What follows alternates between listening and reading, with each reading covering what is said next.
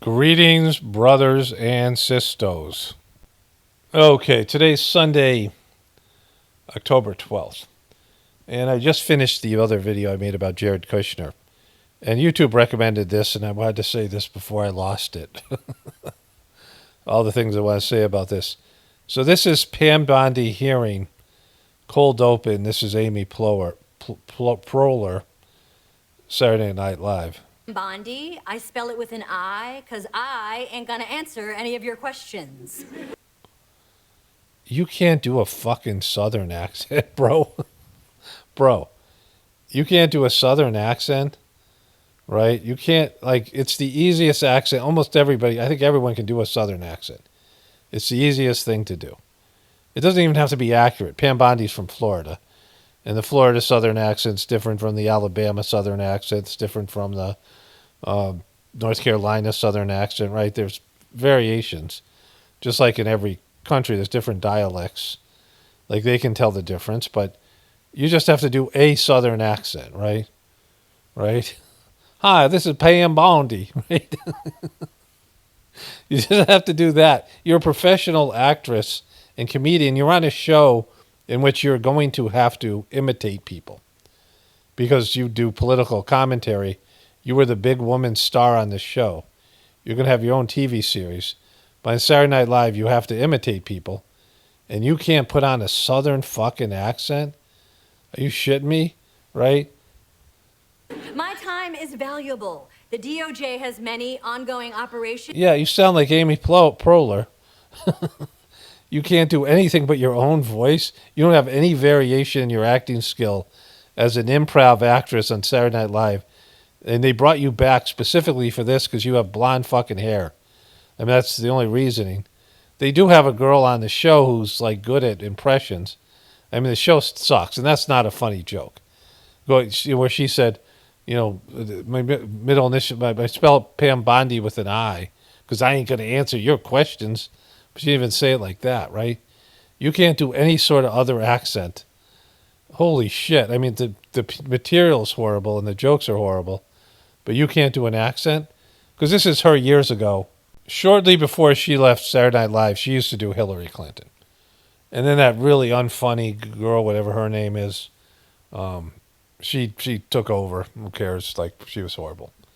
But this is her accent here. Oh, yeah, thank you for coming. I love your outfit.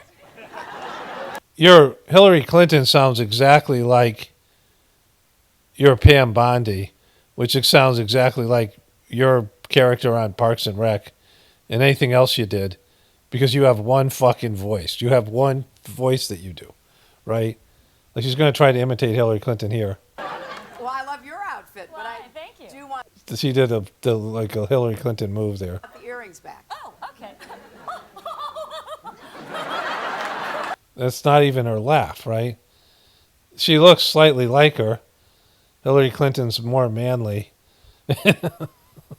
I mean, look at the difference in the size of their heads. I mean, she's slightly taller, but she's much... what the fuck?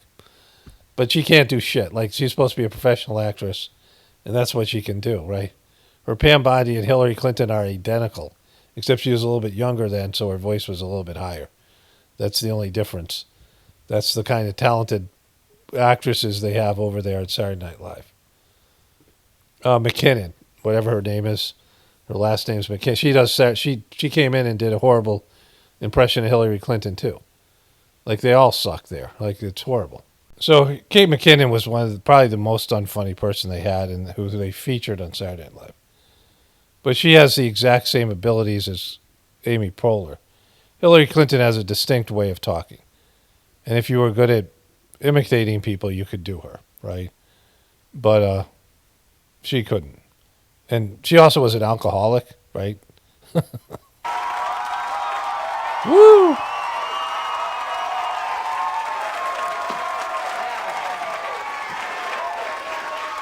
Rough night? Yeah, you could say that. Whew. Hi, I'm Hillary Rodham Clinton. Hey. Yeah, so that's the kind of comedy they produced on Saturday Night Live. It's just so remedial. They still have an audience, which is amazing. So today's Monday, October 13th. Started this video yesterday. This video will be up today, most likely. Almost assuredly. Let's start off with these two rocket scientists here.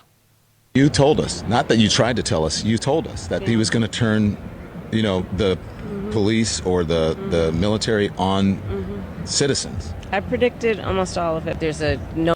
I predicted almost all of it. I said the same thing about Hillary Clinton.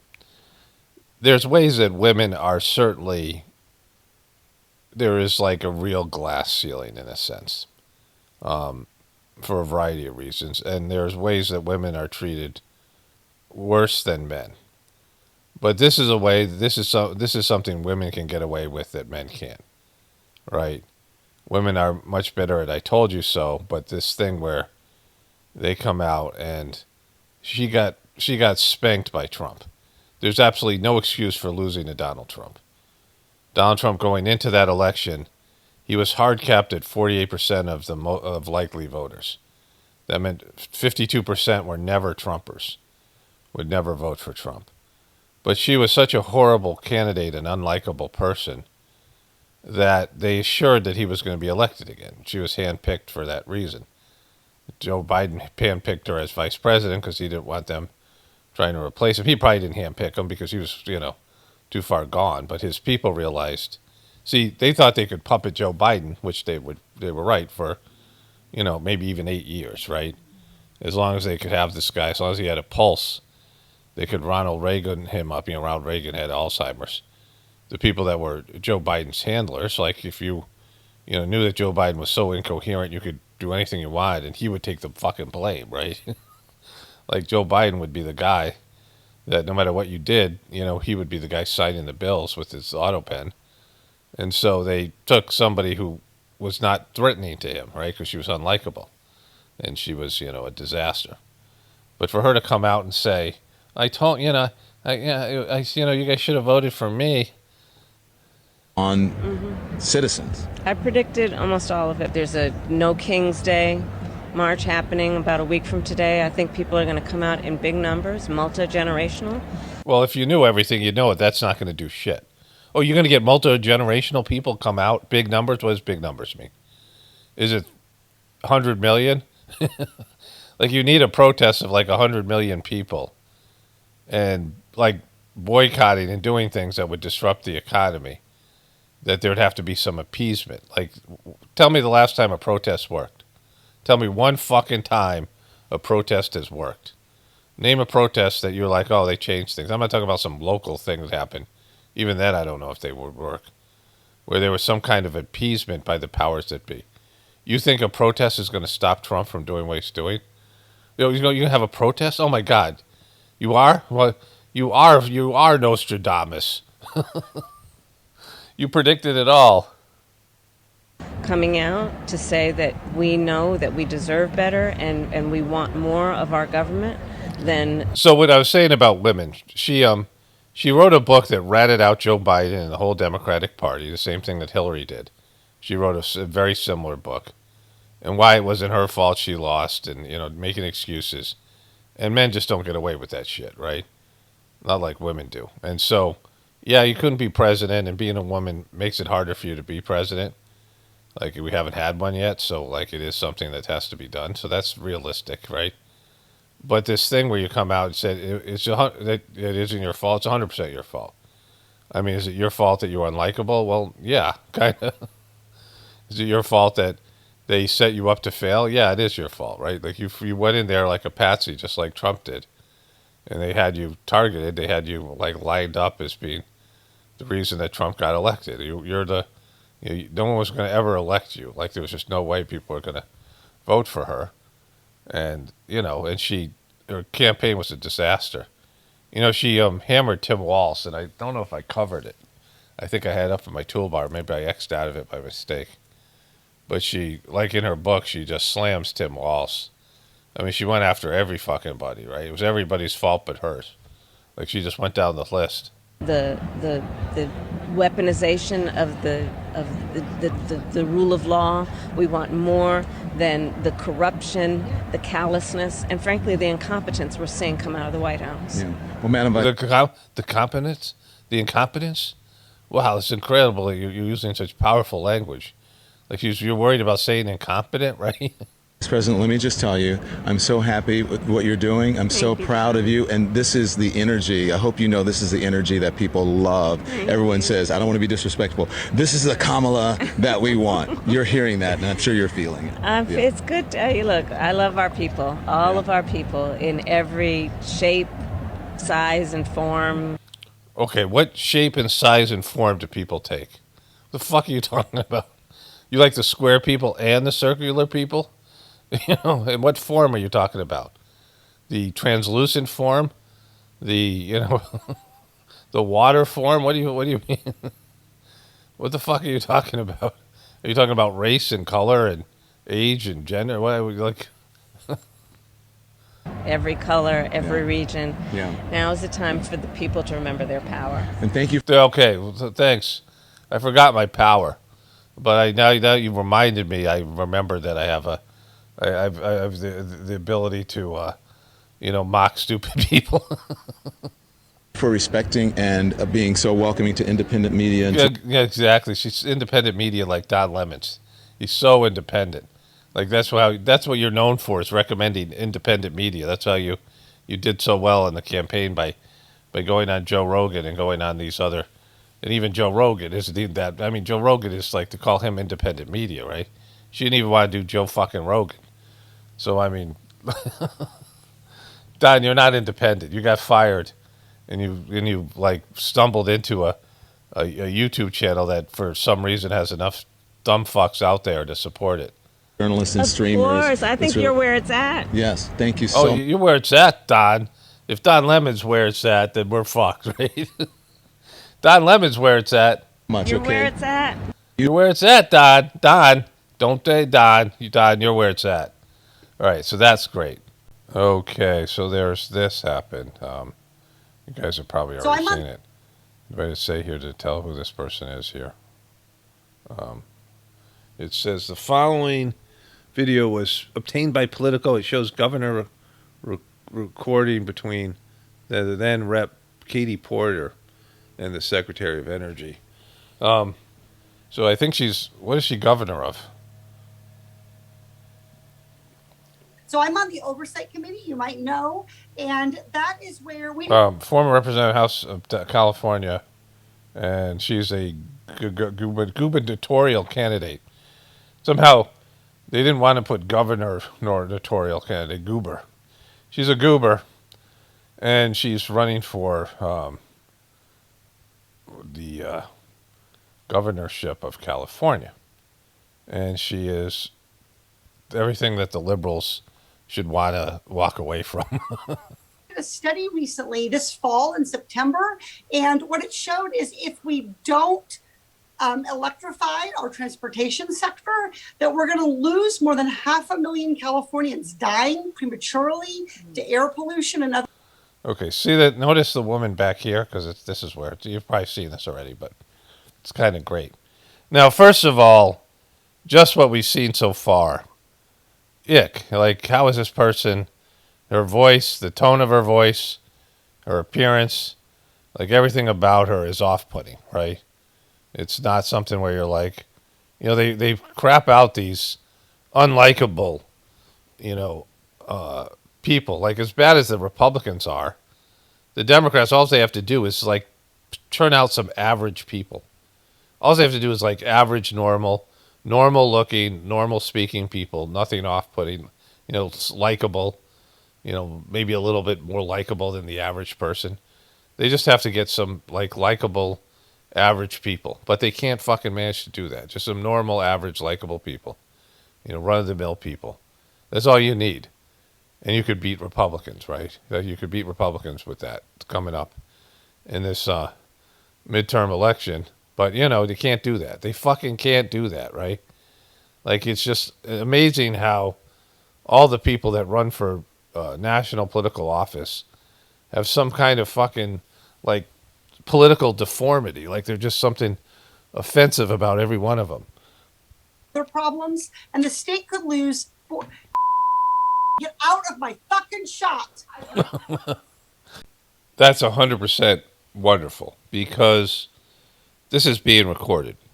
You know, anything you do like this, you got to look at like, oh, this is possibly going to become public. Now, I heard people debating about it. I heard somebody excusing her behavior, that she's not used to doing interviews or something. And I didn't know what they were talking about. But let's watch that again because that's just great. Get out of my fucking shot. Get out of my fucking shot. I wanted to tell you that that's actually incorrect. It's not that it's electric vehicles. It's that if we don't meet the commitments under the Paris Climate Accord. Okay, it does. Okay, you also were in my shot before that. Stay out of my shot. You got to stay out of her shot because this is what you want to have. Okay, I'm going to start again with electric vehicles saving us money. Perfect. Okay. So that was that. Political. So that's what the fucking Democrats are shitting out right now is potential gubernatorial candidates, and she used to be, I guess, either state representative or something. But just, you know, because normal people, average people just don't want to get into politics. Like good people don't want to get in. That's the problem. Which is, you know, I would not get in, right? It's a horrible thing. It's a cesspit, but that, you know, that tells you everything you need to know. That if good people can't be politicians, and I always say it, if you're a good person, it turn you bad. It has to be like the worst people, right? It has to be really power hungry, narcissistic, demented, twisted people, like the monsters of our, you know, those are the people who want political power, and those are the people who get it because they're the only ones who want it, and, you know, the rest is history, right? So that's why our system's collapsing. So this is Max Blumenthal, who I've heard his name before, maybe through Candace Owens, I don't know. Maybe I've heard it before that. I think he's a journalist who is perhaps a Jewish guy who is against Israel. But he said this thing, YouTube recommended a very short video, 1 minute video, one of their short videos. And I found the longer clip. And he just, let's see what he says here. Clearly trying to drive the U.S. into a war with Iran. And Charlie Kirk had to finally Go back a little bit more here. Getting more standing ovations than the president, and clearly trying to drive the U.S. into a war with Iran. And Charlie Kirk had to finally address that. And he would swing back and forth. He would make disgusting statements denying famine in Gaza. And then the next thing you know, he's platforming the most popular critics of Israel within the conservative movement. Tucker Carlson, Marjorie Taylor Greene, comic Dave Smith, the libertarian anti-Zionist Jewish community. So he was saying that he was doing things, Charlie Kirk was saying things to drive America into war with Iran. And then, of course, all the people who were, his contemporaries who were anti-U.S. getting involved. America First was not a war with Iran. Like all these, and not that America First is a bullshit thing, but, in terms of these dopes, this is, America First, again, it's like saying me first, right? And, I said Trump first. It's a very narcissistic approach to life. There's no first. You should be a good person. Like if you're a godly person, there's no America First. You have to, one of the things that the third master of the Sizemore system said that was great was rich people don't pray. He said rich people don't pray because they can literally do things to, I'm talking about billionaires and trillionaires, even, multi-millionaires. They can do things to help people, right? They can see the suffering that's going on and they have some resources that could alleviate some of the suffering. Or they could, and if they connect to God, then they have to feel the things. If you connect to God, you have to feel the pain and suffering of other people. There's no America First, right? That's just, as a godly person. There's no me first, it's me, us, that's egotistical shit, right? It's, you have to serve whoever God sends to you. And oftentimes God sends you people you don't want to serve. right? Because especially now, because people suck. But anyways, what's worse about that was he couldn't even stick to the America first, and he was putting Israel first because he was shekling, like he was getting sheckled up. This guy says it here in a different way. Median was debating on stage at TPUSA's Student Action Summit in Tampa, Florida last July. Megyn Kelly was speculating that the former Fox News host was speculating that Jeffrey Epstein was a Mossad asset. And following that summit, Charlie Kirk fell under enormous pressure from the donors who had made him who he was, who had been funding him ever since he founded TPUSA in 2012. So there, like this is what I've said, and because of the lesser information, that clearly, because what he's saying, what Charlie Kirk was saying, and was Megyn Kelly was saying, that Charlie Kirk was being defunded. That like there was a whole building that was given to him by pro-Israeli donors. So Charlie Kirk's whole rise to fame, because he wasn't a likable guy and he wasn't good at debating. They manufactured this stuff here. I'll show you another clip from this guy in a second. He manufactured these things here that weren't, they weren't accurate. Like it wasn't true. Like it wasn't something that, like it didn't happen organically. I said this about Don Lemons. Don Lemon would not be able to create a channel for himself. There's a lot of dopey shit out there, but like you have to have a reason that you pop, that people gravitate to you. There's a lot of lowbrow content, a lot of stupid shit out there. But you have to win your audience. And you can win your audience by a couple of ways. And some of it is just random kind of things.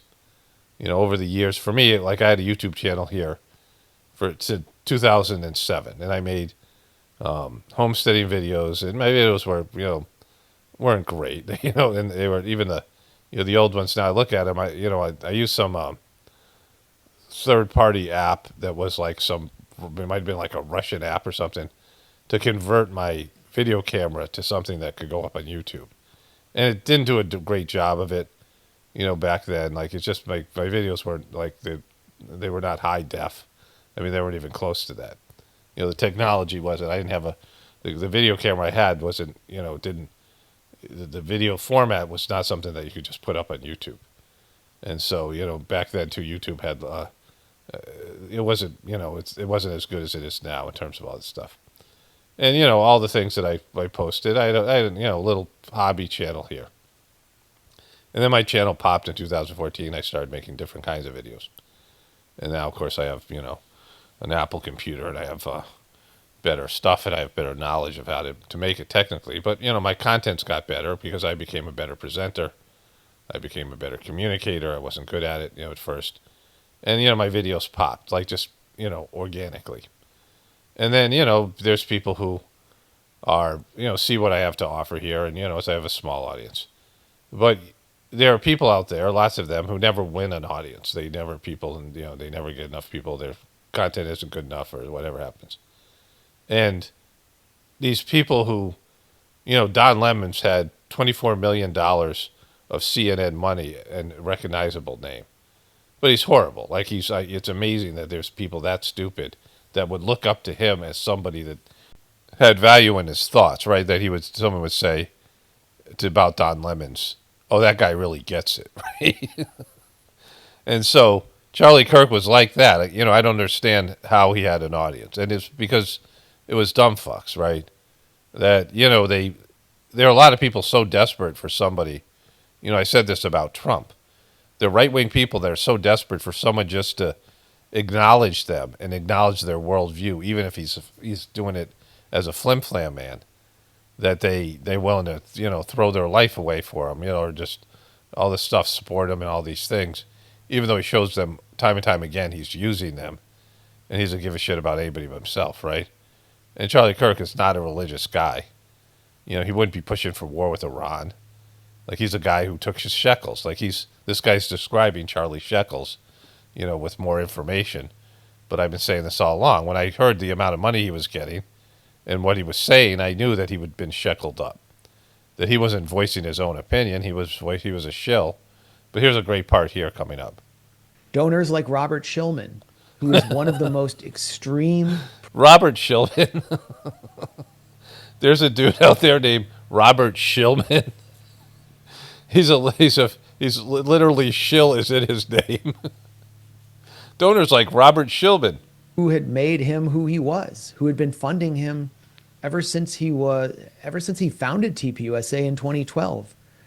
Donors like Robert Shillman, who is one of the most extreme pro-Israel donors in the U.S. That's crazy. A guy named Shillman would be such a extreme pro-Israeli donor.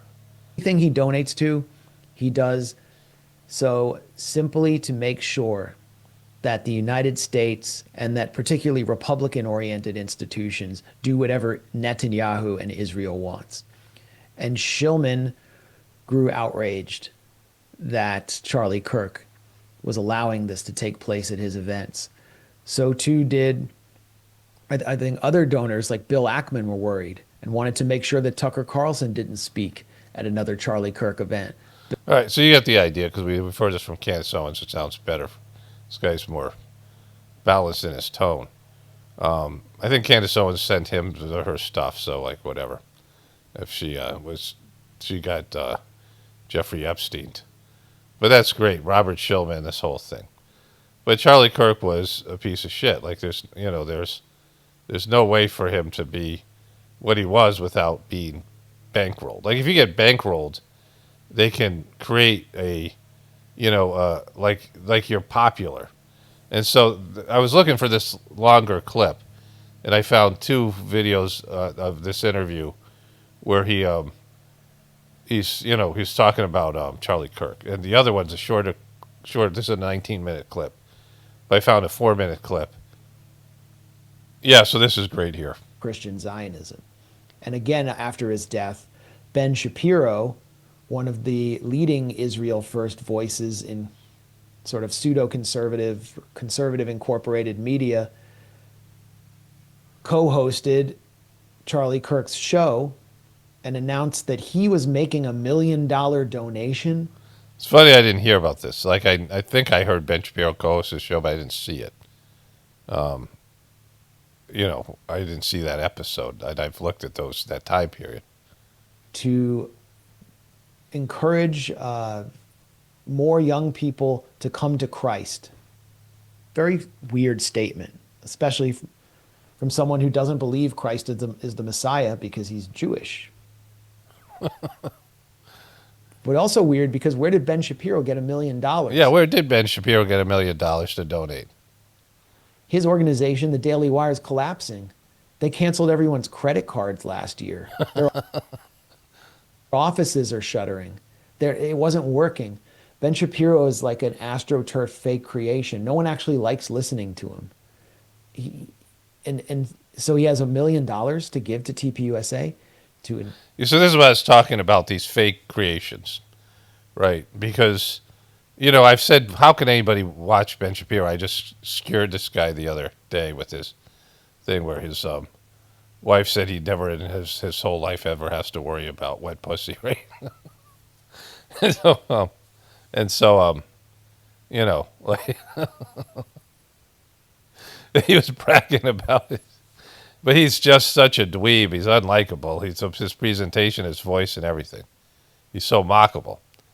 But he is manufactured. They did this with my meditation. Sajmark meditation was the fourth master of the system just imploded, and he got so stupid, and he surrounded himself by stupid people, and they were making horrific videos. Like really, they made one on suicide. That, anybody watching it would be turned away. It's so fucking bad, right? Especially from a spiritual organization. It's why I ended up finding out about all the corruption and things, because, I knew something was wrong because of the content they were producing and the dopes that he had around him. And, they started buying views. But I could tell that they would have 200,000 views and 18 comments, and the comments were like, "Thank you, master," like "Namaste, man," like fucking just generic comments, not substantive at all, right? You can tell, real comments, and there should be, a balance of comments, right? There should be, for every 100 views you get, or every 1,000 views you get, there should be, something like 50 comments or more, right? So, if it's organic, and there should be people commenting about the things that you're saying, like showing that they've watched the video, like not just, a generic comment with an emoji. Like those comments are fine. Like I say, to help the algorithm, if you just do an emoji, that's fine.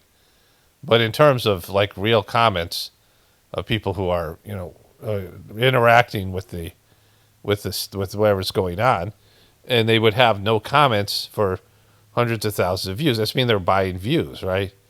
And there's no way that Ben Shapiro wasn't buying views. And the reason he could buy views is he was being bankrolled by people like Shillman, right?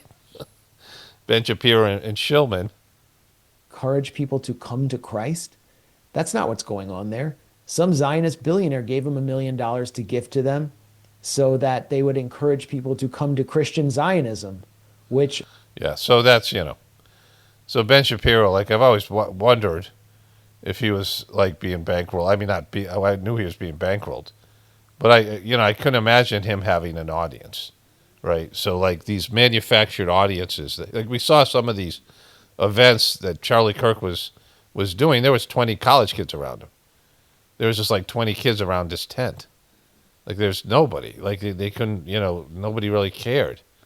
And these were mostly liberal kids coming to his thing. And somehow, towards the end, he had a bunch of MAGA-wearing, hat-wearing dudes. And maybe because, some of these other things started to pop. But he was completely bankrolled. He was manufactured. Like he wasn't this whole celebration of his life was him being manufactured by Zionists, rich Zionists in America for pushing, things like war with Iran and the genocide of the Palestinian people, and to push Trump. And then he was starting to hedge because he realized he looked like an asshole, right? And so, but I think he would have, either way, he would have been, if he wasn't, whatever happened to him, whatever's happened to him now, we don't know. Like he might still be alive, whatever it is, right? Whatever's happened to him. But we do know that if he had turned on Israel, it would have been bad for him, like no matter what happened. Because they were already coming after him. And they would have done it more so because he had taken so much fucking money. Like, they made him what he was, right? Like, it's a little bit different if you're, you never took money. But he's betraying them, right? Like, if you've dumped hundreds of millions of dollars into somebody and they start fucking talking shit about you, and his whole purpose was to back Israel, right? And, all the things that he did, the Sabbath stuff and all the stuff, all the things that he did to, he'd go get talking points from them. But they're paying him. He was a shill, right? And he was getting money from Shillman and these other people. And so, it's obvious that was the case. And so he is just an absolute piece of shit, right? And even his backing away from Israel wasn't coming at, as some kind of moral and out of his conscience. It was coming because he realized he was looking like a fucking fool, and he was being, all the things that were happening with him, right? Well, all the pressure and all his peers were going against Israel, and he had no choice but to say something about that. He looked like an asshole, like he would have lost his audience either way. That's what happens to shills, right? Like shills get exposed. Okay, so I'm, and I'm going to go eat breakfast in a second, so I'm a little bit rushing through this. But I searched for this video on TPUSA, on their YouTube channel, and I couldn't find the one from Tucker Carlson, the ones that he hosted. I couldn't find those videos. Like they've deleted them. And I couldn't find the one that J.D. Vance hosted. I couldn't find the one that he was on. Maybe it's there. I didn't see it. But here, we trust you at TPUSA to do it. I mean, that's really the... I know we at Daily Wire, we trust you at TPUSA to do it. I mean, that's really the answer. We're willing to provide, and we are providing, any level of material support, any level of support on the program, boots on the ground, helping you to do what Charlie would have... He's canceling their credit cards over there, right? The Daily Wire. He's tanking because, every one of these conservatives that's backing Israel is getting fucked right now. Like, it's obvious that, their dopey audience, their dumb fucks have had enough. And that's what was happening to Charlie Kirk. Like, all these people that are first of all, you couldn't criticize Israel before. You would be, your videos would be, whatever it was, demonetized, or would be, you'd get a community guideline strike. They have this empty chair, someone pointed out. This is Charlie's chair. They're leaving it empty for Charlie. Like, just the fucking, so icky. Wanted to be done here. And I think that the reason that everybody trusted Charlie, the reason we're all mourning Charlie, is because nobody did it better. You spelled out two of Charlie's goals. You said, he wanted to bring people back to Christ and bring people back to church and back to biblical values. And he wanted to keep the MAGA coalition together. And expand it. And the question is how you do that. And the answer is you focus on the first, and the second is a byproduct.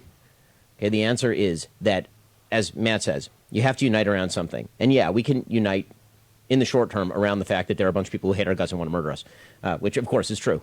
But of course that's true. It's kind of stuff. It's fairly true. Long-term unity, big movement change, which is what Charlie was really trying to drive, and why he went to talk to people who disagree, is about building around those core values. And so the long-term vision, yeah, we'll have our petty squabbles, and yeah, some of those squabbles will be more than petty, but the long-term vision has to be built around those original biblical conservative values that Charlie stood for, things like the Bible, things like free markets, things like family, all those things are things Charlie stood for. You got to build the coalition around values. Values. He has such values about the war in Iran that this piece of shit, they were in the children getting killed in Gaza, right? These values, what are these values you speak of? Because we can't build it around the man, but we can build it around the values that he left behind and that he spent his entire life fighting for. And, we couldn't be, frankly, more honored to join you guys as much as we can in the fight. Thank you for that, and thank you for donating the Daily Wire $1 million, breaking news on this show. Thank you guys for honoring Charlie so well today.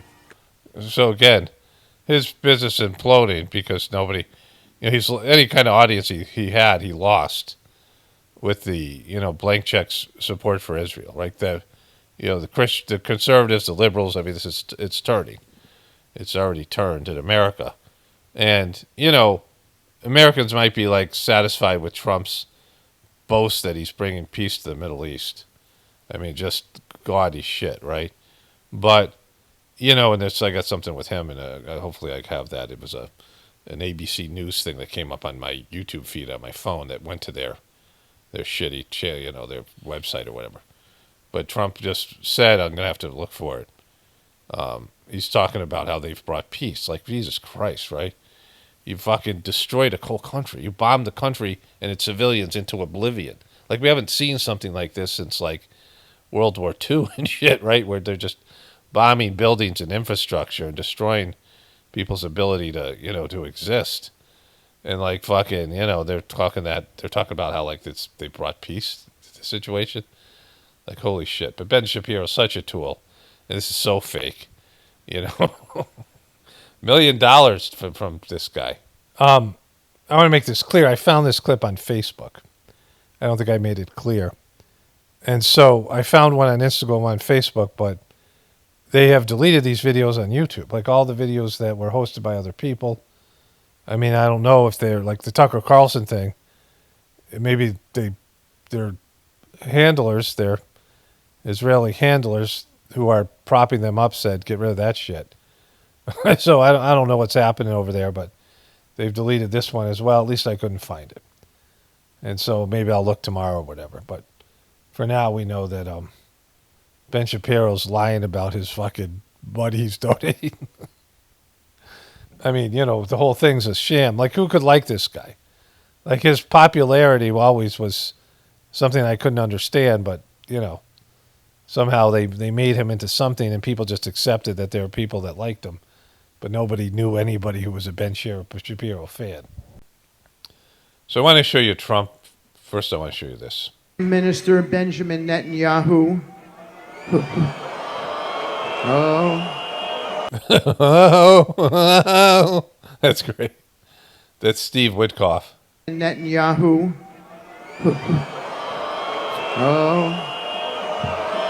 That's from my video yesterday with 666 Jared Kushner. Okay, so they don't like Benjamin Netanyahu in Israel, right? Because the majority of people were booing. And then I want to show you this as well.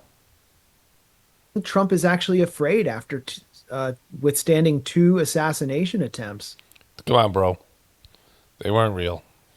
that if he resists Netanyahu, it could unleash something very dark within the U.S., something that was briefly unleashed on Barack Obama after Barack Obama's Cairo speech, when the Israel lobby and the Zionist movement actually believed Barack Obama was going to give the Palestinians a state and break out of the dynamic that every other U.S. president had been trapped in. Barack Hussein Obama, who had been friends with Palestinian professors like Rashid Khalidi and Kaboom. known Edward Said. And when two nights after Obama's address in Cairo, I was in Jerusalem, and I took a camera down to central Jerusalem, where young American Jews get extremely wasted, who are studying at yeshivas there. And I went and interviewed them, and I think... All right. So, this idea that, they're all scared of Israel because, all the other politicians and the media is, we're going to get back to this in a bit, like you guys all know this. But, so Trump addresses the Knesset.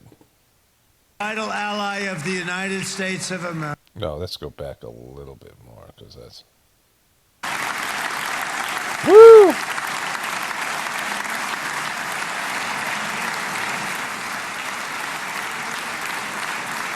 Okay, what the fuck did he say that they're plotting that much?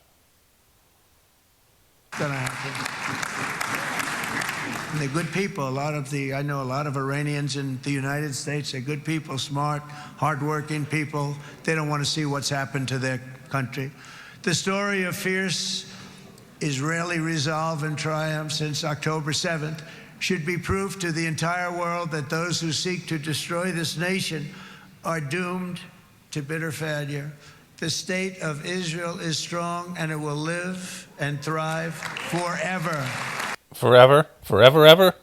Forever, ever? Feel like this forever, forever, forever, ever, forever, ever. Doomed to bitter failure. The state of Israel is strong, and it will live and thrive forever.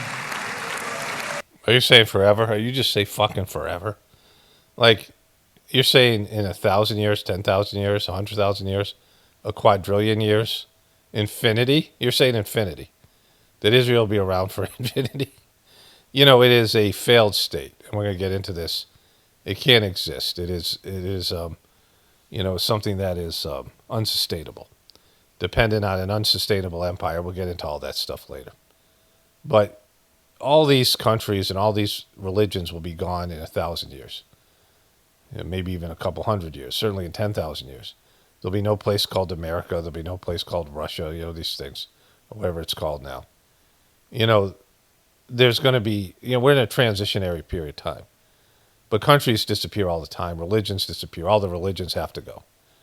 Maybe there'll be fragments of them, some memory of them, like historically, for some period of time. But at some point, it's all erased. All this stuff. We only have 5,000 years of history here. But there were great civilizations of people that lived thousands of years. Like they were a different, genetically different people. The slave race that they left behind, we have short lives. But we have, if more technologically advanced civilizations have been here, the pyramids are evidence of this, that we know nothing about. Like there's some people that have some understanding of this, right? They know that the Freemasons or whatever it is. There's some historical, secret shit that people have. But there has been civilizations here and then other places in the universe, and there's been worlds and suns. What happens when our sun dies? Is Israel still going to be here? That after the sun dies and all the life on planet Earth is gone, or when the Earth explodes, the planet Earth is not forever. There's no fucking forever. And, the reason he's saying forever is because it's a failed state that can't exist without a host, and it's unsustainable. And, he's making it like this is some victory here. They took out this one issue with Gaza, but as soon as America goes down, they're going to either have to latch on to something else. And again, there's nothing there, right? Let's go forward here. Woo!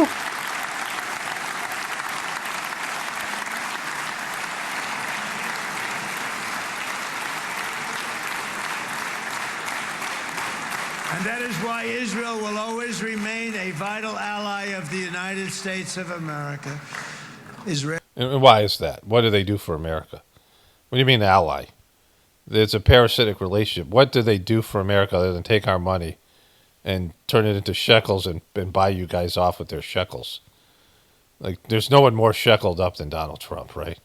He's going to admit to it here in a second, right? But, what do they do for us? Like, in what way are they a good ally? Like, name one thing Israel has done for us that equates to $1 trillion in aid or trillions of dollars in aid. And, the standing in America. Really share our values, field one of the world's most powerful militaries. You really do. You have an amazing, what a job. Yeah, because we paid for it and gave you all the shit, right?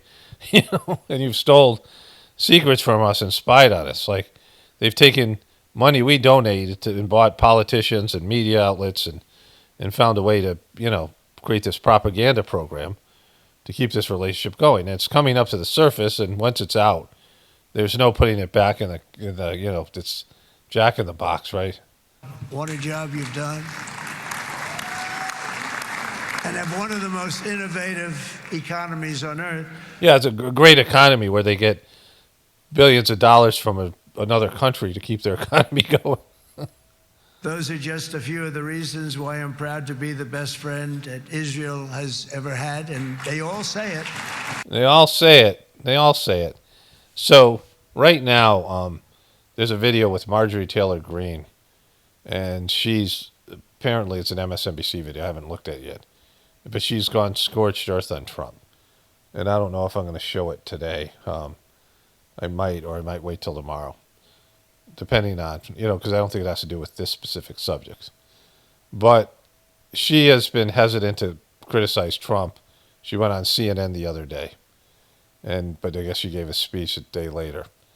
And she, went on CNN, and they were very supportive of her. That's how bad it's gotten.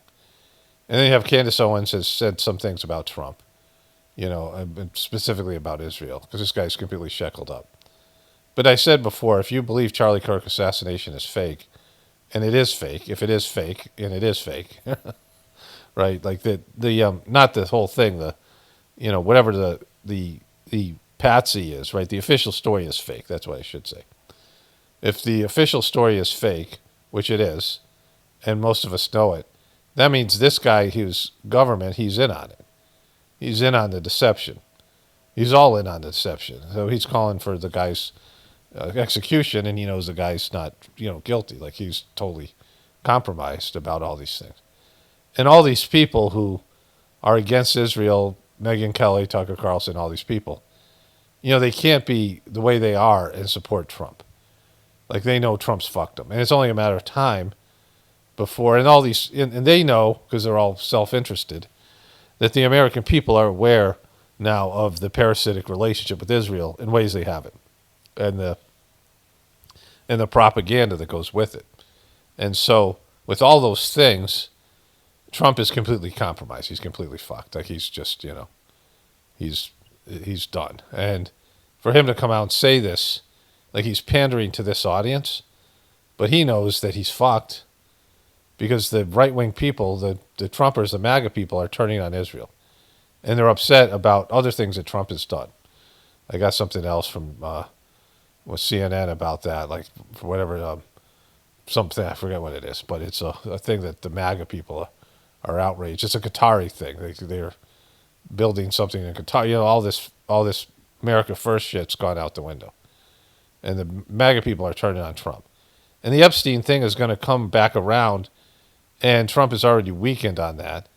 And when that's over, there's going to be the midterms coming up, and Trump's going to suffer a massive defeat, even with the Democrats sucking horribly. And so he's fucked in every possible way. Like, I enjoy this kind of thing when people are, the whole thing is no matter what way you turn, you're fucked. It's just a funny thing that happens. Like, Trump can do no right at this point. And so for him to pander to this audience and say he's the best friend to Israel, that's going to kill him amongst the MAGA, and he's already fucked. Like, it's just bad. In the White House, they all say it. I guess it's true because everybody says it, Bibi. You said it today. Thank you. Yeah, thank you, Bibi. Why, Bibi? He came out and said that Bibi has done a great job, and he hopes that he gets, he's got corruption charges or something. I don't know if it's Israel or whatever. Israeli government's turning on him. But he said he's difficult to get along with. Like, so, because they're just not, they have a losing hand. I mean, they're a beggar who's demanding, like they're begging, like, they've wired this thing so that as beggars of America, they're telling Americans what to do and what to think and what they can and cannot say, right? Like beggars who have wired the system so well that they're making it sound like, where they have American politicians saying that it's not what we can do for Israel, it's what Israel does for us, right? Israel doesn't need us, we need Israel. I mean, that's what they said. Or if you don't support Israel, God will strike America down. Like 2 Republican politicians said that, Nikki Haley and that gay dude from South Carolina, whatever his name is, Lindsey Graham. And so that was the first piece, right? Like Trump, it actually came later in the speech. But this is what, But as president, I terminated the disastrous... Okay, so there's that part. So Marjorie Taylor Greene is, turned on Trump here. She sounded like I actually think we should. Okay, yeah, let's do it. Let's play the sound. Thanks for calling it out. Go ahead. Prices have not come down at all. The job market is weak. Job market is still extremely difficult. Right. Wages have not gone up. It shouldn't be about helping your crypto donors or your AI donors. The focus should be the people that showed up at the rallies, stood there for freaking 18 hours trying to get in the rain, in the cold, in the 100-degree heat. For those people, those are the ones that I care about. If I didn't know who Marjorie Taylor Greene was, I'd be like, she's a member of the Democratic... Okay, so that she was on the Tim Dillon show, which was more significant. Because it's the Tim Dillons and the Charlie Kirk thing, which is gone. These were people who had boots on the ground, right, so to speak. This whole thing. Israel's gotten what it's wanted here, what it wanted. So it's support of Trump, the money that they've had to pour into this thing, whatever way that this goes. I mean, they still want to be able to parasite off of America. But Trump is losing all of his friends. Tucker Carlson, all these people, Joe Rogan, Tim Dillon are the same, group of people, these comedians that have podcasts. The manosphere, Trump's losing the manosphere and all this other stuff. And then now Marjorie Taylor Greene. And so then the Epstein thing is going to come back around. Like he's fucked. So let's go to back to the speech here. And after so many years of unceasing war and endless danger, today the skies are calm, the guns are silent, the sirens are still, and the sun rises on a holy land that is finally at peace, a land and a region that will live, God willing, in peace for all eternity. Again, fucking living in peace for all eternity. Like you think this is done, right? Because you've gotten rid of the Palestinian people in the Gaza. That once Israel gets rid of all the Palestinian people in Gaza, he still has to deal with the West Bank. That all the people that hate him around there, and the fact that they don't really have a sustainable path towards, not only security but income-wise and population. I'm going to cover this. So I got one more thing to show you about all this. But like holy fuck, eternity, right? You're talking about eternity, and the way that you got peace, like this whole thing. Woo! This is not only the end of a war. This is the end of an age of terror and death and the beginning of the age of faith and hope and of God. It's the start of a grand concord and lasting harmony for Israel and all the nations of what will soon be a truly magnificent region. I believe that so strongly. This is the historic dawn of. You know, you built this because Israel just bombed the shit out of the Gaza Strip and destroyed fucking all the thing there. You don't get peace through war. You know, years and years ago, the second master of the Sajmark system was asked to join the UN, and he wrote this letter to them. And then he sent a letter to somebody else. The letter was, you know, very, this guy Babaji was very, you know, soft-spoken and not aggressive in his speech, but it was very critical in a very subtle way of the UN. And they sent it to one of those, you know, the people that did the meditation. It was a professor. He said, you know, he said basically, in my words, these clowns want to create world peace through using the most developed military weapons. They want to achieve peace through war. And it's like silly, right? You can't use the military to force peace. You can't use, and of course the UN's bullshit anyway, but like this kind of thing. And so, you know, this is not a peaceful act, and these are not peaceful people. And the fact that you put all this money into the military-industrial complex, and a big part of that has been the support of Israel in this region, which has always been unsustainable. And like, you know, he wants to beat his chest like he's done something great here with the peace deal. But we all see the pile of rubble sitting over there. And it was only made possible because of this piece of shit taking Shekels, right? Charlie, this is Donny Shekels. And he's even worse than Charlie Shekels.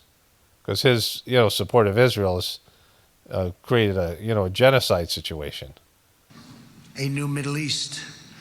I want to express my gratitude to a man of exceptional courage and patriotism, whose partnership did so much to make this momentous day possible. You know who I'm talking about. There's only one, Prime Minister Benjamin Netanyahu. Look at this fuck. Look at this evil fuck. You look like the Sith Lord sitting there. Holy shit. All right, so this goes on. Maybe I'll get back to it. I'm sure there's a lot of things that he says in here that are horrific. You know, whatever. But there's one more thing I want to show you here.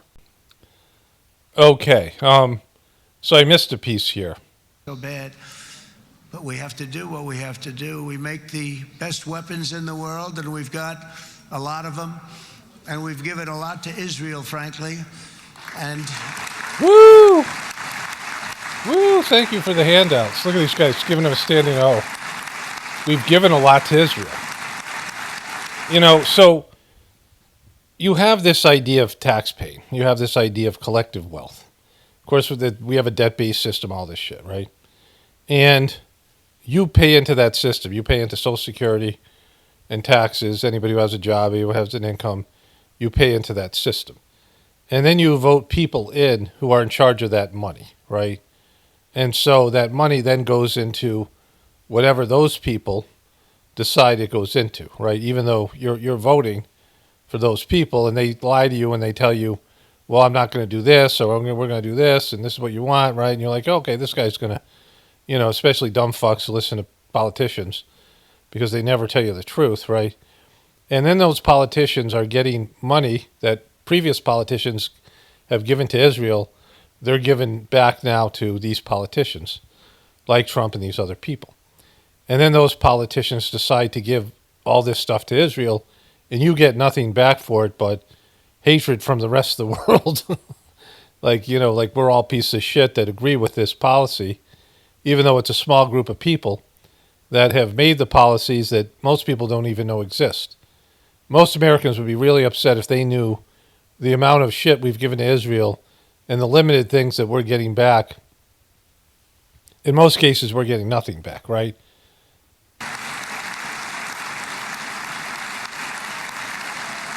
Woo! Thank you for your woo!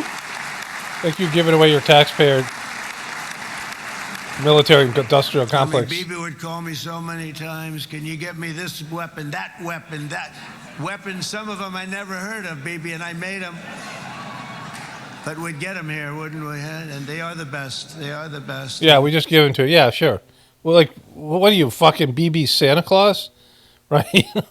Are you fucking Santa Claus for BB? Can you get me this? Can you get me that, right? We got to bomb the shit out of more Palestinian buildings and people. can you do this? We got to destroy this fucking country over here. Can you give me this stuff?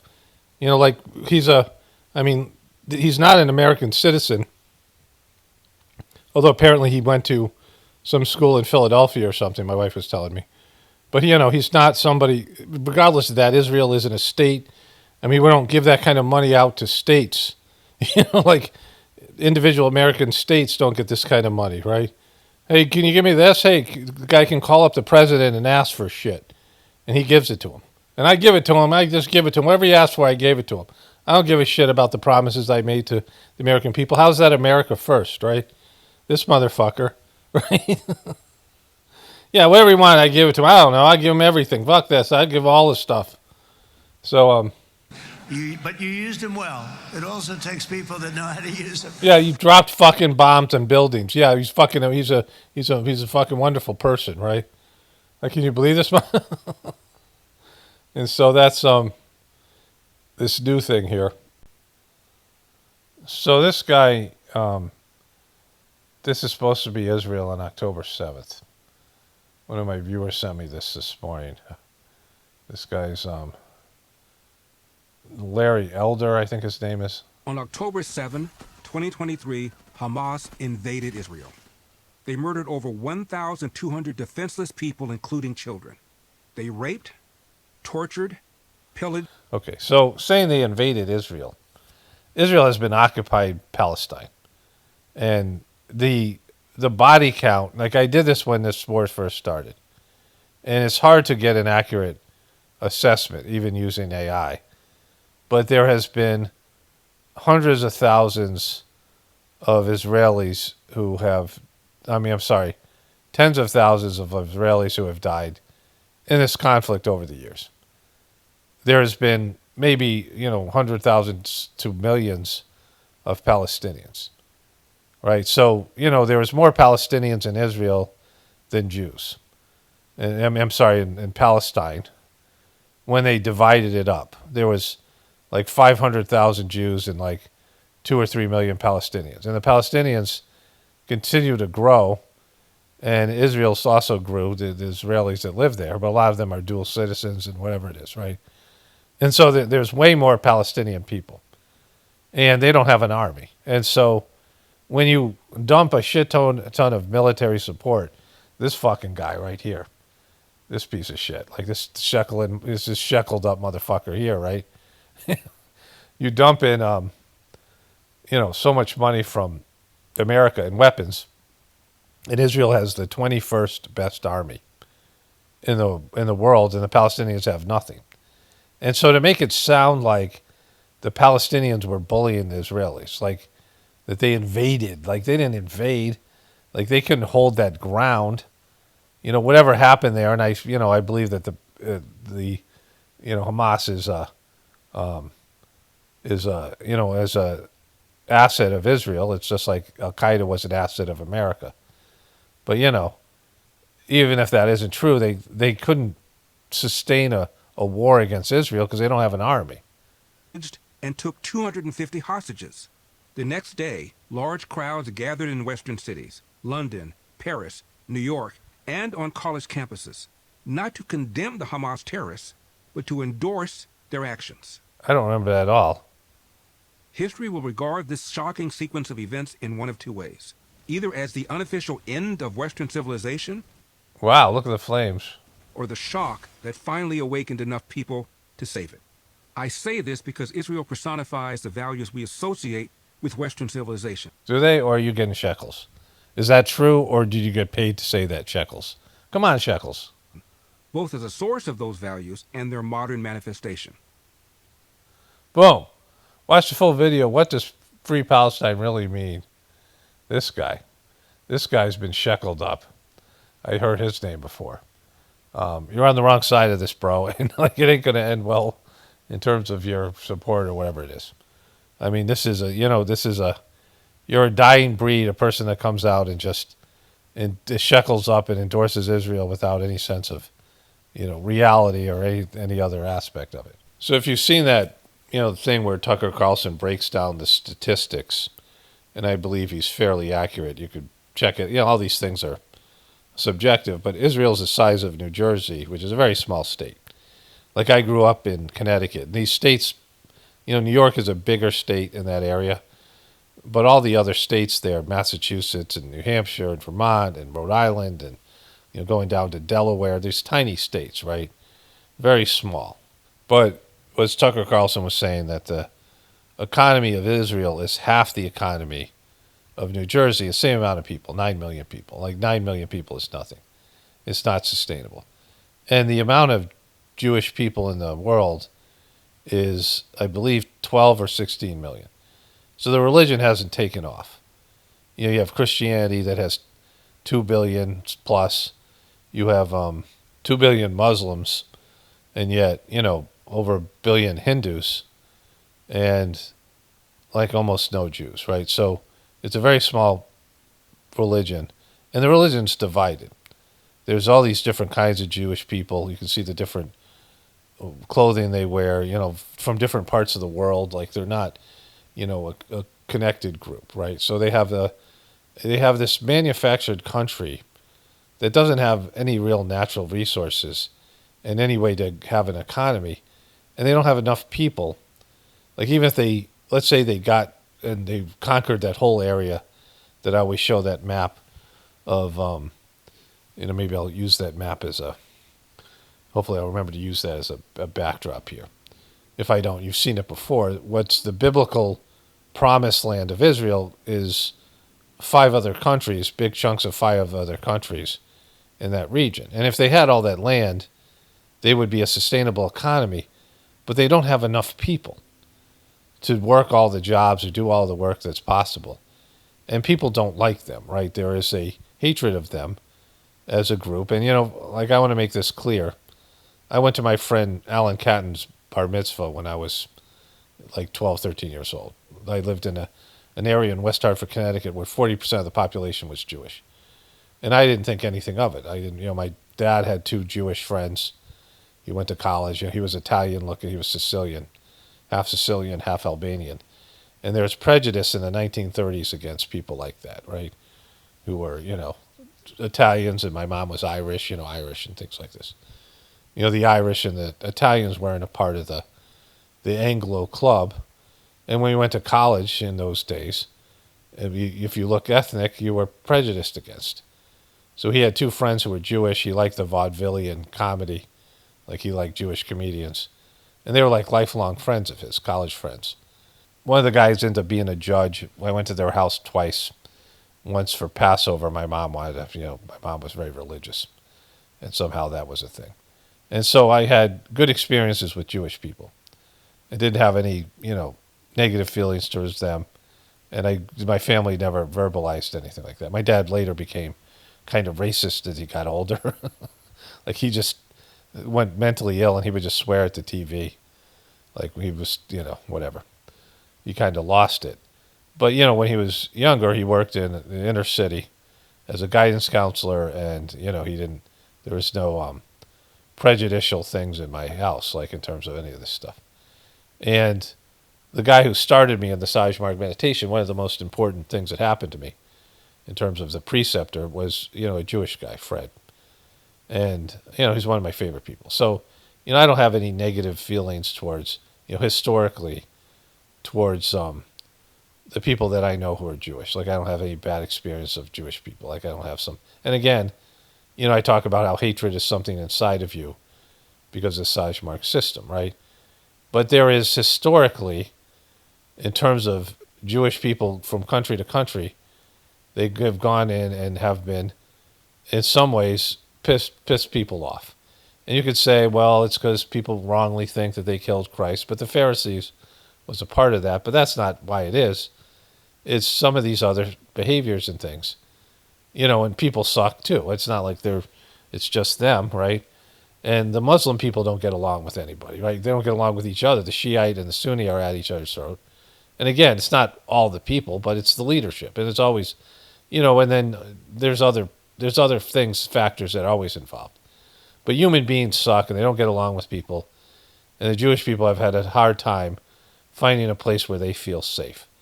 And so they created this land of Israel that was already was already a country of other people, mostly Palestinian people. And they armed one group of the people. We did. We armed them, the Jewish people, the Israeli people, and we made sure that other people didn't have weapons. And eventually the people with weapons have slowly exterminated the people that don't.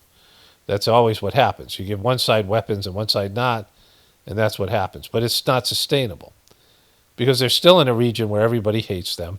They can't stand on their own 2 feet economically or militarily without America giving them weapons and them stealing, spying on America, and doing all this fucking evil shit to keep this parasitic relationship going.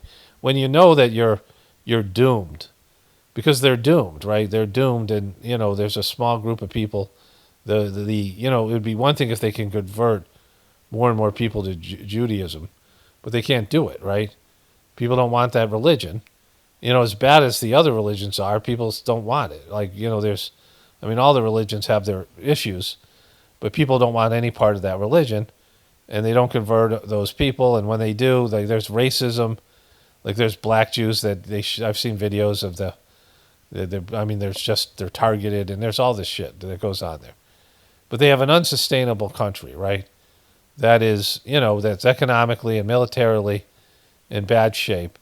And they're dependent on a country that's failing, America, right now. And the American people are turning against it. And they've done everything in their power to propagandize, control the media, and stop these, this ideas from coming out, but they're coming out anyway. And if this Jeffrey Epstein thing gets tied to Mossad and gets tied to Trump, on top of all this other stuff, the support for Israel, there'll be a point where politicians are openly saying, we got to cut funds to Israel.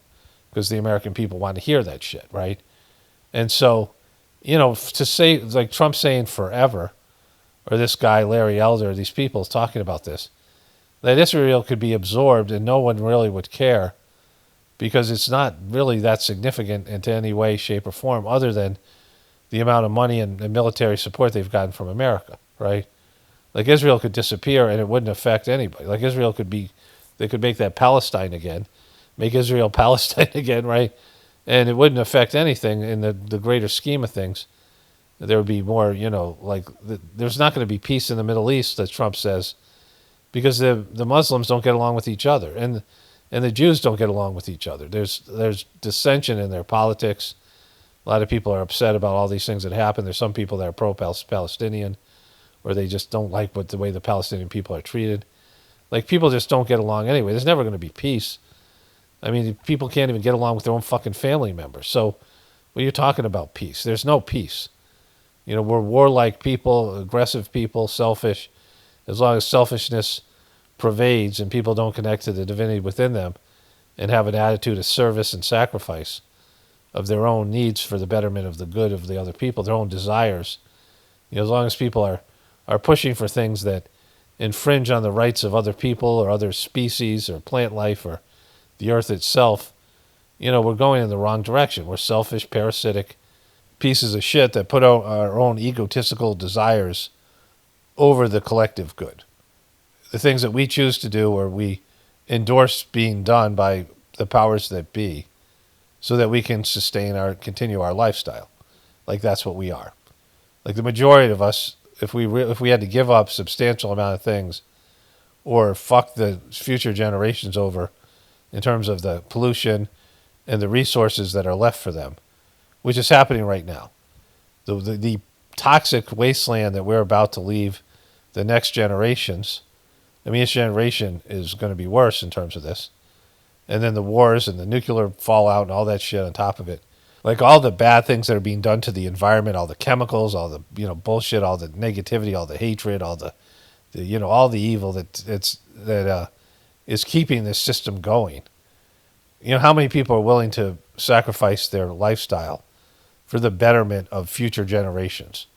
Like, say, all right, let's all give up our electricity, our running water, all these things, all the toxic shit that's going on, and have less food and less everything, no internet, all that stuff, right? Like, all the bad things, all the things that we're doing, all the bad things that have to happen so that we can have our lifestyle. How many people are willing to give that up so future generations don't live in a toxic wasteland with no resources. Future versions of yourself, when you reincarnate, to those people who are lucky enough to reincarnate into this piece of shit, other people won't be so lucky, other souls, they'll have to go someplace fucking worse, like, like much worse than the world's going to be in a post-apocalyptic situation. But if you could be shown, like the average person could be shown what's happening and what's going to happen in the future because of all the evil that's being perpetuated by all the people to sustain a lifestyle that they're not even happy with, they wouldn't give it up, right? Because people are selfish as fuck. We've become an abomination. This isn't like self-hatred or like, unfair criticism. The evidence is overwhelming. People are selfish, and when you're selfish, you put yourself and your desires above everything and everybody else. And so selfishness, egotism and selfishness are the doom for any planet and any population, because you have to have an attitude of sacrifice and love and carrying, no America first or Trump first or Israel first or, Pakistan first or, any of these things. England first. There's no, or even just me first, right? Like that's all that is me first and the collective me in terms of the people of the place that I identify with. Us first, me first, fuck everybody else and everything else, right? And so that attitude is unsustainable. And Israel is really an unsustainable place. And it's, for a small country, it's really wreaking a lot of fucking havoc. And it's, knowing that you're doomed. There's a thing that is happening in Japan because they live on these fault lines out there. They had Fukushima, but there's just this sense of, they make these monster movies and shit. But people who know they're doomed and there's a desperation there or sadness or whatever the way that they deal with it, right? When you know that your time is up. And, right now we all have a sense of internal doom because we know this thing ain't going to last forever, right? It's fucking going tits up really quickly. And, whatever period of time, we might make it to the end of our lives, but there's going to be issues. At some point, our lifestyle is going to suffer. And people are going to go batshit crazy over that. But it's just the sign of worse things to come. But for Trump to come out and say, like, eternity, fucking eternity, Israel's going to be around for eternity. America is going to be around for eternity. Most people kind of see we're in the apocalypse. That's how the apocalypse. That's how fucked Trump is in his ability to grift at his unrealistic ideas. Like the world isn't going to be around. Like humanity is like we're going at it, right?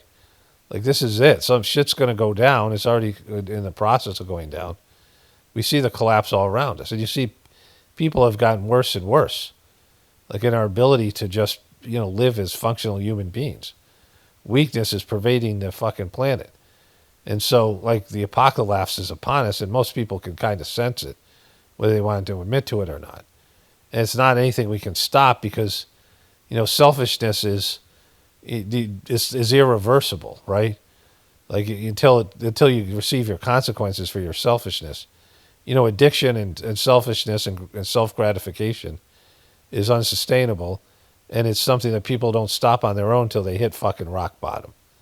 And we have a collective rock bottom that we just haven't hit yet because we're in free fall. And so, Jesus Christ, this thing is should be obvious to everybody, but people don't want to deal with it because most people are just like, all right, if it happens, I'm just going to die. Like most people don't have they're not going to feel like they have any responsibility to clean up the mess, right? As a little kid, and my sister came home. She was a hippie. My brother went to Vietnam, and the second oldest, his younger sister. I had three sisters that were all older than me, and a brother who was the oldest. So my brother was 17 years older than me, and my next sister was, I think, 15 years older than me. She was like a year or two after him. They were like Irish twins, right? And so she used to come home, and we made a candle together. And I think it was a candle of an owl. It was weird because I've been talking about owls occasionally. Their significance. When owls show up, there's also an alien contact, or they have this. They're a very odd animal in the Druidic and the Native American animal guides type thing, right? When you have an animal that's present. We've had a lot of owl activity here. And I had a dream that we had a pet owl and it was talking. I just forgot to tell my wife about it because I forgot until just this moment. But it was talking. It was like communicating its needs, right? It was like, but it was like a toddler or whatever. But anyways, my sister came home and we made a candle. And I thought it was cool. So my parents used to just leave me at home. Like I was 7 years old. And my parents would leave me at home just to, like, I'd come home and there was like fucking nobody there, right? And I would make myself food and do whatever. And they had these Hungry Man tins that my cheap-ass parents saved. So they were these tinfoil things that the Hungry Man dinner would come in. And my parents decided to save them. My mom. And I was like, okay, I'm going to take all my crayons and I'm going to melt them in this Hungry Man tin. And I'm going to pour it into the melted wax into a pill bottle. And I did it because I figured the wax would be hard to clean out of a pan. And I could throw away the Hungry Man tin. And I did it once, like I made a candle. And so I tried it again, and we had a gas stove. And it burned through this thin, this aluminum foil, tinfoil Hungry Man tin. And the wax, like fucking, it was wax, so it started a fire. And so I threw water on it, and it exploded, and the wax went everywhere, and then hardened. And we had this cheap-ass, fucking old-ass wallpaper in our house that was like, this is back in 1970, and it was probably from the 40s, like this old wallpaper. And I remember sitting there going, because I could clean it up and not get in trouble. But I'm sitting there going, holy shit, this is going to be hard to clean up. Because now I have hard wax every fucking where. And I'm like, I don't think I can clean this up, and I'm going to get in trouble anyway, so I'm just going to leave it. Because if I attempt to clean it up, it probably could get worse. Whatever, it has to be done. Like I might put holes in the wallpaper, whatever. And then my parents got some girl to come over, some high school girl to be at the house when I got home. Because I almost burned the house down. But my point is, sometimes we leave messes that are too hard to clean up or too overwhelming for us to clean up. And for the majority of people, the mess that we've left here is beyond their capacity to imagine being able to clean up or even, admit to we've left a mess. And so that's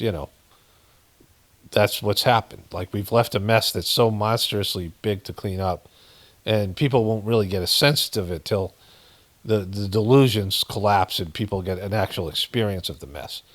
When there's nuclear fallout and there's all these other things.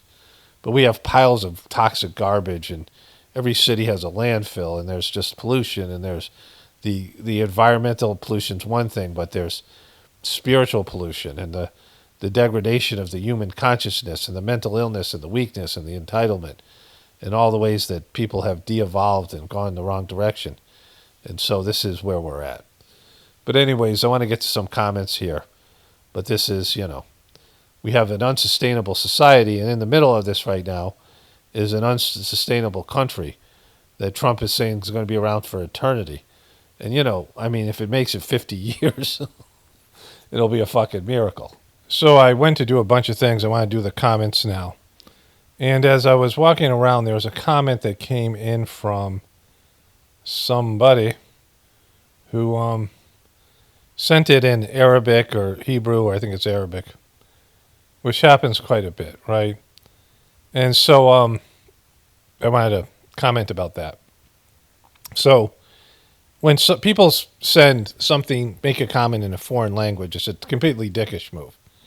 Because the videos are in English. I speak one language. There's a joke that an American guy told me while we were in India.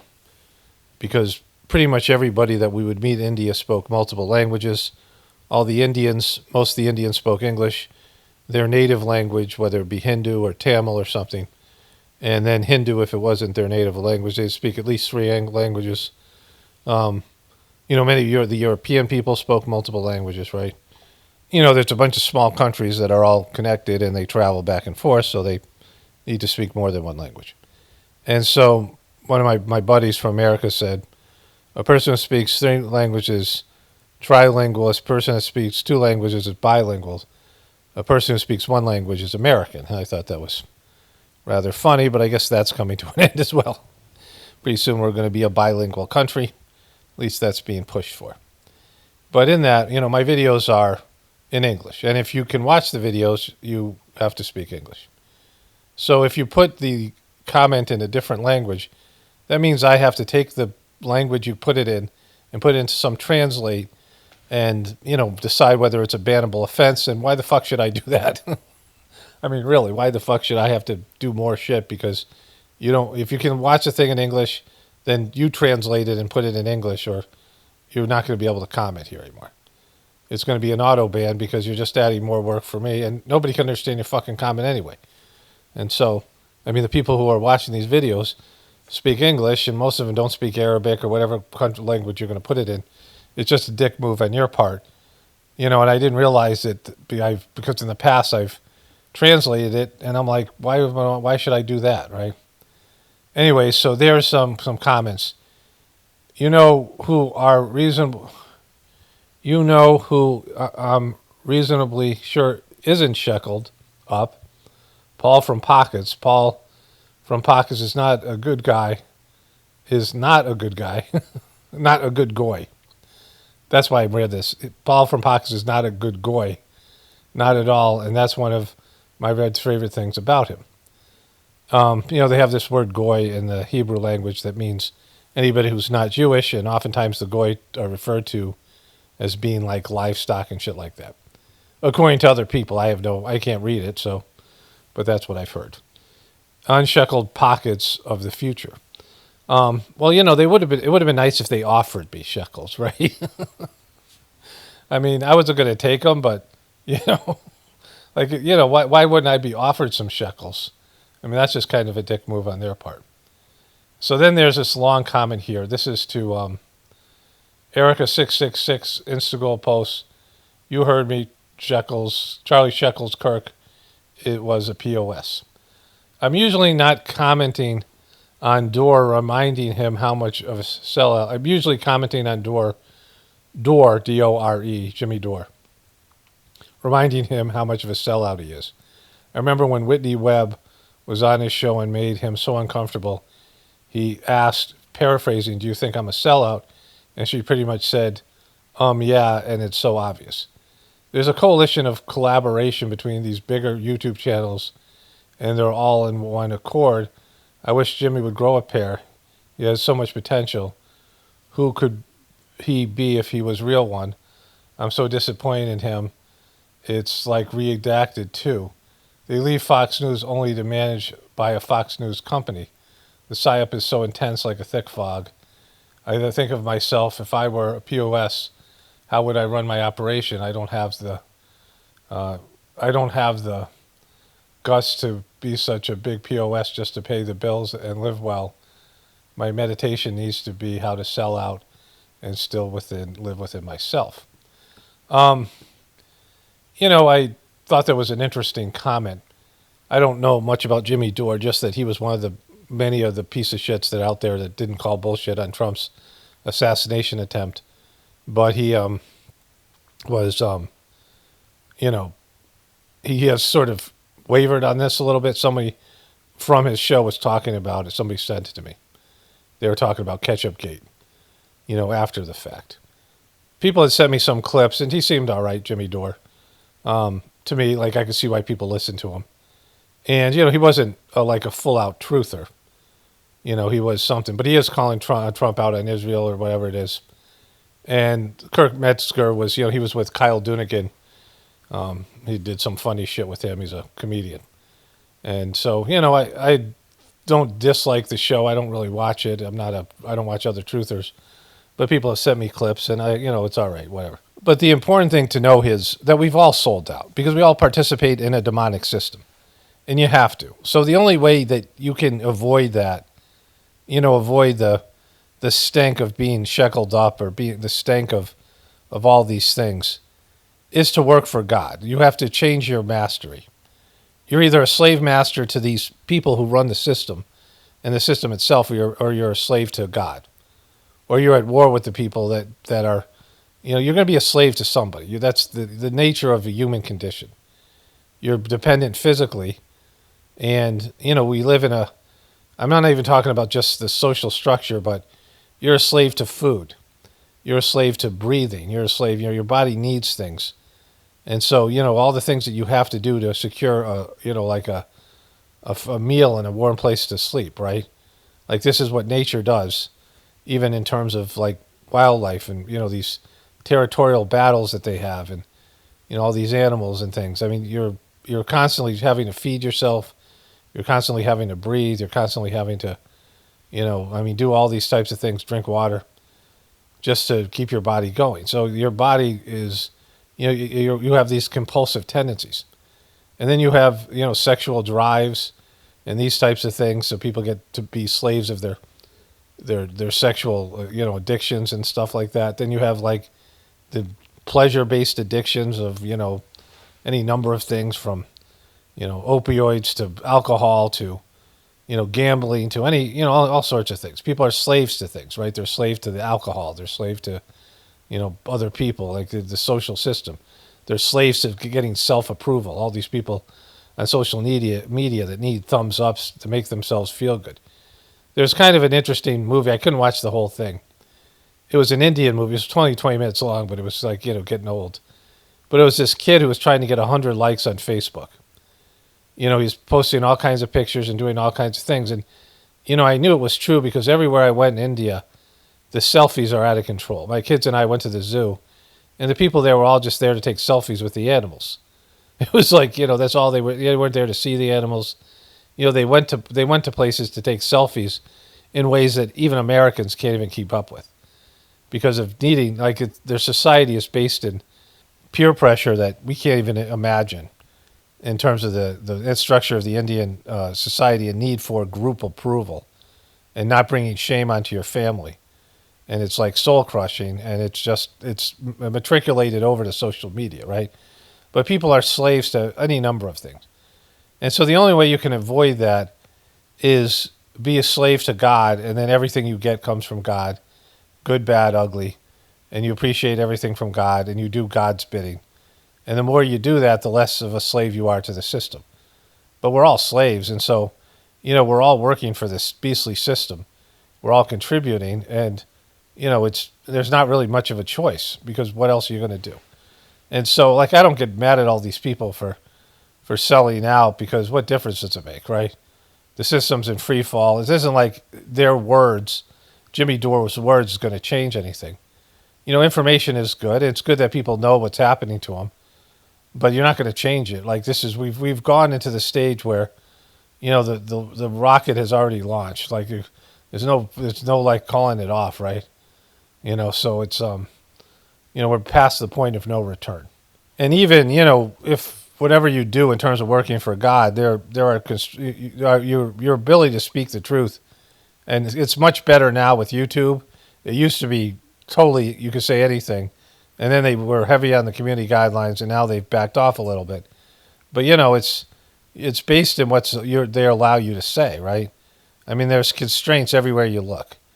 There's ways that they have of, if not social peer pressure, there's other ways they have of silencing you. This is what Israel has been able to do with their, handling of the media and all these various people with powerful positions and all the things that we've talked about in this video and other videos.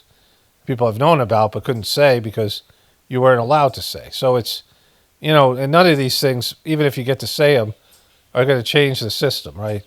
You're just going to have disgruntled people. At the very least, the very most that can be done is the system gets destroyed. Okay, so let's move on to the next comment here.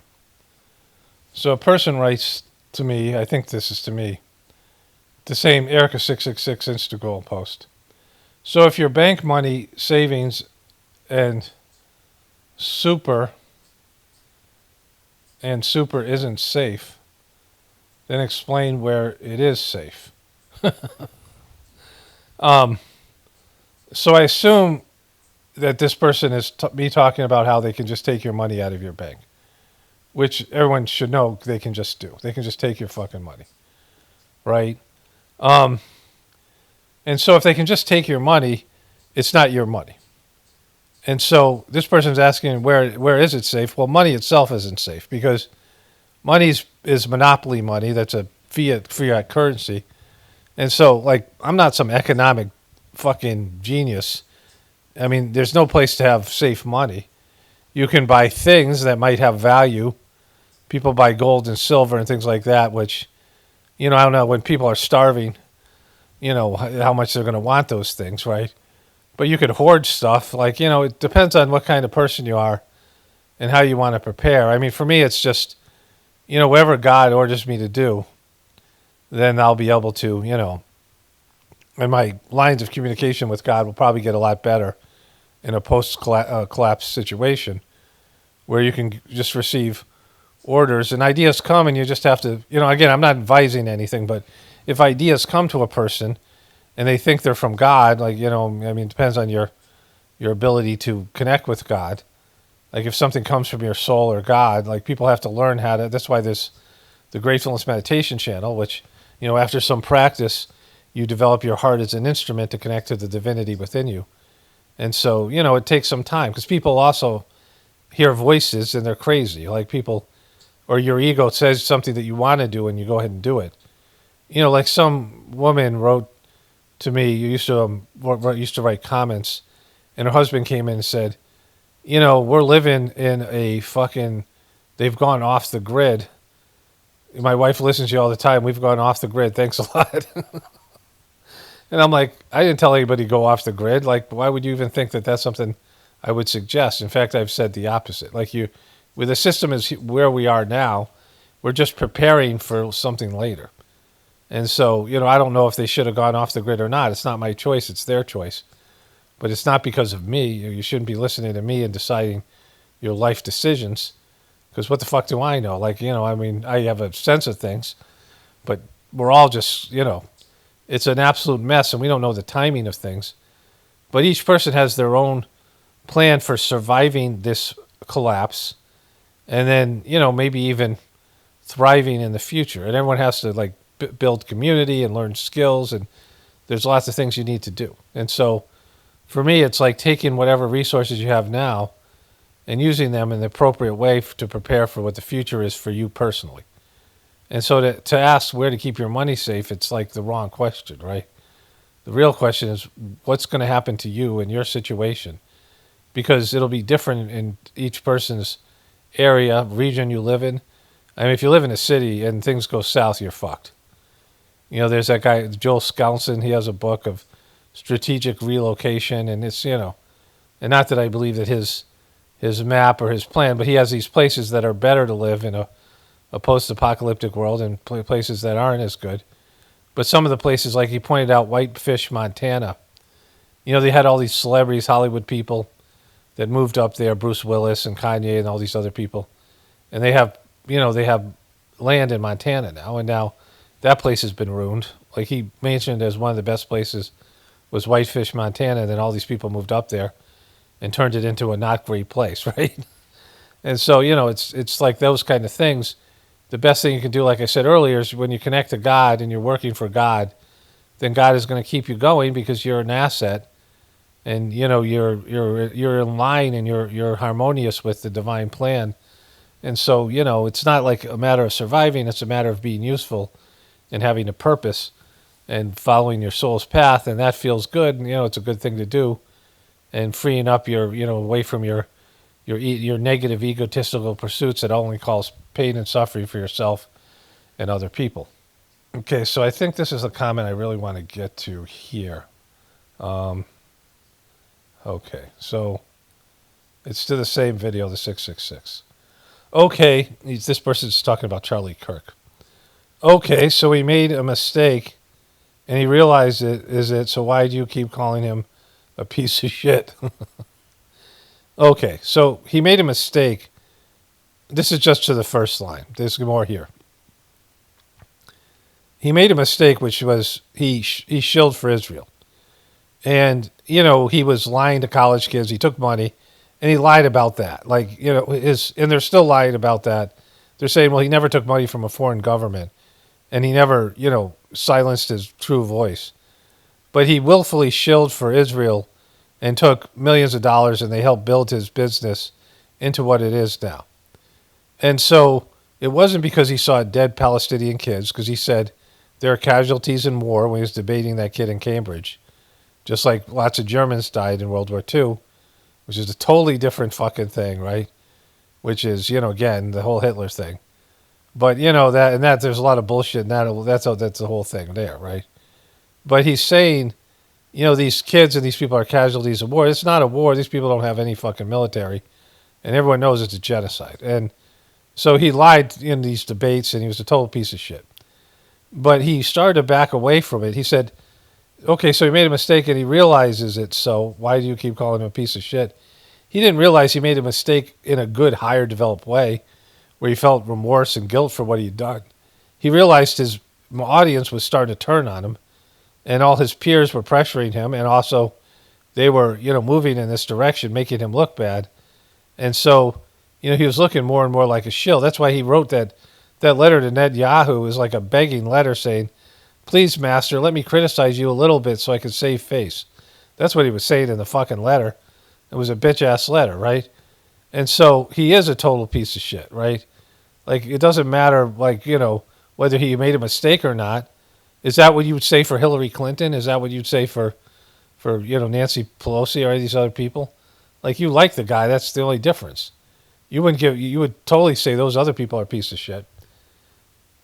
Piece of shit. So calling him a piece of shit. Why sounds to me like you're being a piece of shit. So I don't even know why this guy, before he got killed, why not talk about the real problem in this world, and that's the government of every single country. It sounds like I'm being a piece of shit. I never said I wasn't, right? Like, that's the difference. Have you ever once heard me say, hey, I'm not a piece of shit? Right? I've never denied my being a piece of shit. I've never confirmed it either.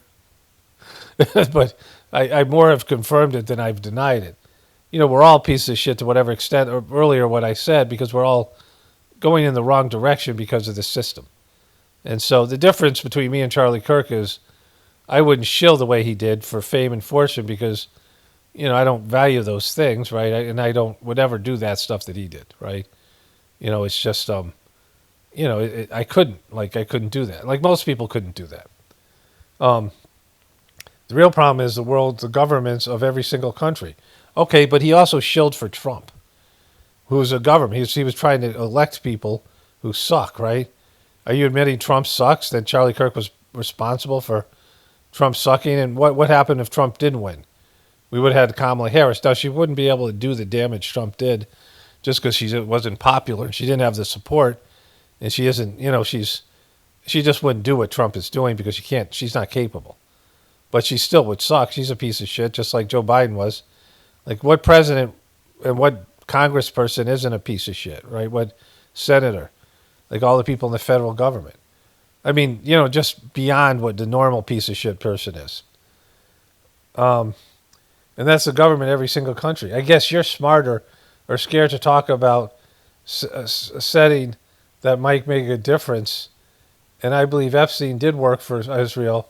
That's why the countries like us do what the prime minister tells them to do, because they have dirt on the big shots of the world. They've been bought and sold. They fucking bribe them right now in the open. They make them sign a pledge. If they don't sign the pledge, they take away their seat. This has been exposed by multiple politicians. Some of them it's happened to, right? And so, like, what do you mean smart? Like, you don't even know what's going on if you think it's just Epstein. Like, Epstein didn't it didn't have dirt on every politician or every company. It's a far more extensive program than this, right? And Charlie Kirk was pushing all this shit. Like, he was, he was, everything that he was pushing for was Trump, who was Epstein, and was also taking shekels, right? And so the guy was fucking knee deep, and he was fucking over his head in corruption. I believe Epstein did work for Israel, and that's why the countries like us do what the prime minister tells them to do, because they have dirt on all the big shots of the world. And I really don't think Trump likes them. He has to do what he says because he has dirt on him.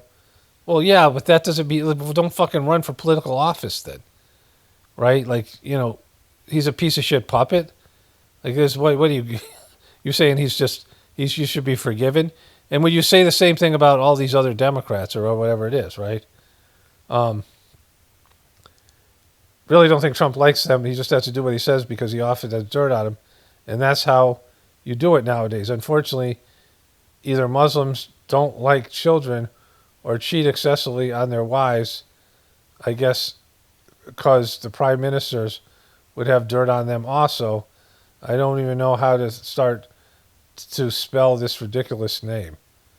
And that's how the comment ends. Well, I got to wrap this up. It's 40 minutes. So, just this voiceover alone, so I don't know how much the video is. And so there's many levels of higher consciousness. There's many levels of understanding things on a divine level. There's things that are just more and more subtle as you get closer and closer to God, right? But this place isn't for dumb fucks. Like, if you stumble in here and you don't understand what's going on, then just go somewhere else. There's so much content out there for dumb fucks. But certainly you don't comment, right? Because commenting, just, when you don't understand what's going on, and you start talking in like fucking toddler books, like Dr. Zeus or Dick and Jane or whatever. See Dick run. Dick likes Jane. Like fucking, whatever. Cat in the Hat type stuff. And you're like, wow, I'm getting a lot of pushback here because I'm talking in kindergarten and everyone else has moved up to the 3rd or 4th grade, right? Like, it's just, you're below, you don't have the capacity yet to understand what's going on here in this channel. It's not like this channel is the highest level of consciousness, but it's higher than all this other dumb fuck content out there. And, you go back and find your other stuff, and then when you graduate that shit, then you move up to something better. And then at some point you could maybe reach this level. It's not like it's that high of a level, but everyone, there's the majority of population lives in Dumbfuckistan, and most of them like it there. Anyways, only spirituality will save this world. It's Paul Romano, definitely pointing from the apocalypse and the ascension. Everyone have a blessed day and be grateful.